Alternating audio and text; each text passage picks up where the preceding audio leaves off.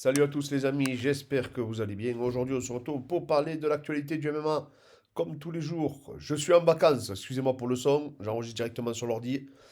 Je m'appelle Clément Marcoux, je suis propriétaire du FMC Performance Center, préparateur physique formé à l'INSEP et coach de MMA depuis environ 15 ans. Donc, les amis, on va parler déjà de Conor McGregor. On commence.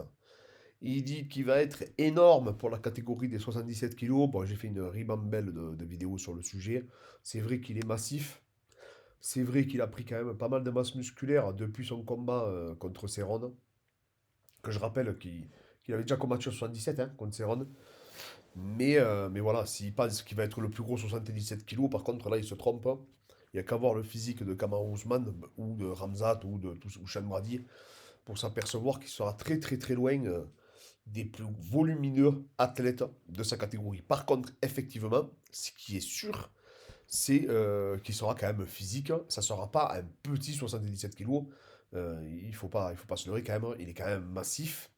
Mais voilà, il sera très très loin des plus gros dans cette catégorie qui, je rappelle, avoisine plus de 90 kilos pour la plupart, hein. Sachez-le, hein. Ne croyez pas quand quand ils vous disent qu'ils font 82 kilos, c'est euh, c'est vraiment pour nous berner, hein, sincèrement. Je reviens aussi sur Sean Strickland, qui lui, il pète littéralement les plombs. Il dit qu'en gros, en gros, voilà, je ne veux pas être grossier, mais que les juges sont totalement des incompétents et qu'ils n'ont aucune capacité à faire leur travail et qu'en gros, ils devraient être virés sur le champ et être réprimandés. Alors, je suis entièrement d'accord avec lui sur le fait qu'ils devraient être sanctionnés quand ils font mal leur travail, du coup. Mais bon, là, il ne faut pas qu'il exagère non plus. Il n'a pas subi le vol de l'année.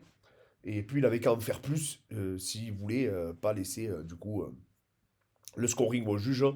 Au bout d'un moment, voilà, moi, je suis pas, je suis pas surpris que Canonier ait gagné. Il y en a d'entre vous, j'ai vu que vous avez mis que Strickland avait gagné. Je suis pas surpris non plus. Mais il faut qu'ils arrêtent, que ce soit l'un ou l'autre. Voilà, c'est pas un scandale. C'était un combat extrêmement serré, extrêmement ennuyeux également pour nous. Donc, je veux dire, c'est pas la peine de crier comme il fait. Maintenant, c'est vrai qu'effectivement, la condition des juges au niveau, je sais pas moi, de la législation, je sais pas comment ça se passe sur les commissions athlétiques aux États-Unis, il faudrait réellement qu'il y ait du coup un changement significatif parce que il y a quand même des juges des fois ils disent vraiment n'importe quoi et en plus de ça, là j'ai vu que c'était souvent le même juge, donc c'est-à-dire qu'il est même pas sanctionné le mec et ça je trouve ça réellement inadmissible. Ensuite, les combattants tous les combattants ont réagi du coup à la victoire de l'Argentine sur la France avec Lionel Messi. Je vous rappelle, triste défaite pour nous, mais franchement, ils m'ont fait vibrer. Je suis pas foot, hein. Mais là, je dois avouer que, sincèrement, j'ai pété les plombs devant ma télé, je sais pas vous. Alors, je vous en parle parce que tous les combattants en ont parlé hier. Il y en a beaucoup qui ont partagé Mbappé aussi et Lionel Messi. Et ça fait peur quand même de se dire que ces deux joueurs jouent ensemble. J'espère qu'ils seront capables de montrer un tel niveau en Ligue des Champions, par exemple. Parce que quand tu les vois les deux jouer séparés, séparément, c'est assez exceptionnel. Et donc là, c'est une petite aparté parce que autant ça aurait été un match ennuyeux, je n'en aurais même pas parlé. Mais là, remonter à 3-3 alors qu'on a été mené 2-0, touché pas terre, et d'un coup, Mbappé, c'est incroyable. C'est incroyable. Et il faudra que je fasse une vidéo d'analyse sur Mbappé. Et surtout, là, je pense qu'on peut parler de mental et comment le transférer du coup au sport de combat. Parce que quand tu as les poids d'une nation, les poids de l'égalisation au bout de ton pied pour le troisième but sur le penalty, mais là, c'est même pas de. C'est même pas ce que. Je vous fais pas un dessin, mais il faut que ça soit bien accroché au bon endroit, hein, faut pas le louper, hein.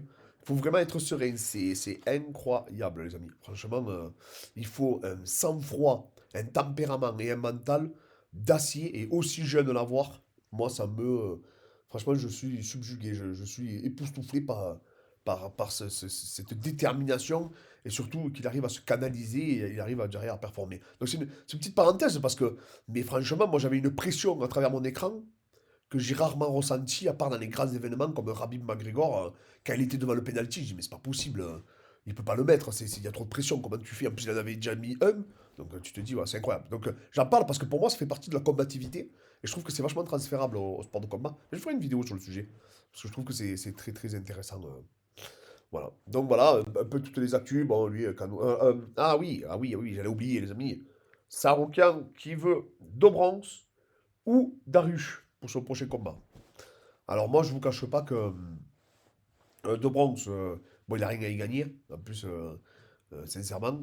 Mais Dariush, j'ai l'impression qu'il est quand même à un niveau supérieur, quoi. Moi, Dariush, il m'a bluffé contre Gamrot. Comme il a géré la lutte et le sol. En fait, j'arrive pas à voir comment Saroka il va faire la différence avec Dariush. Même par son volume, on a bien vu Gamrot, quasiment le même volume que Sarokian, hein. Il n'a pas pu s'exprimer, quoi. Il a eu beaucoup de difficultés à. Même si c'était un combat quand même engagé. Mais bon, Dariush, on voyait qu'il arrivait. Techniquement, c'est quand même extrêmement fort. Que ce soit en lutte, en grappling, en scramble. Et debout, ça cogne. Ça fait mal. Donc voilà. Donc j'espère que Dariush, lui, ben, après par la suite, il affrontera Islam. C'est le combat qu'on veut tous voir. Et on est tous emballés à ça. En tout cas, Saroka, il a bien raison de viser haut. Parce qu'il le mérite. Et c'est vraiment un des futurs de la catégorie. Voilà les amis, c'était le point du MMA. Je vous souhaite une bonne journée à tous.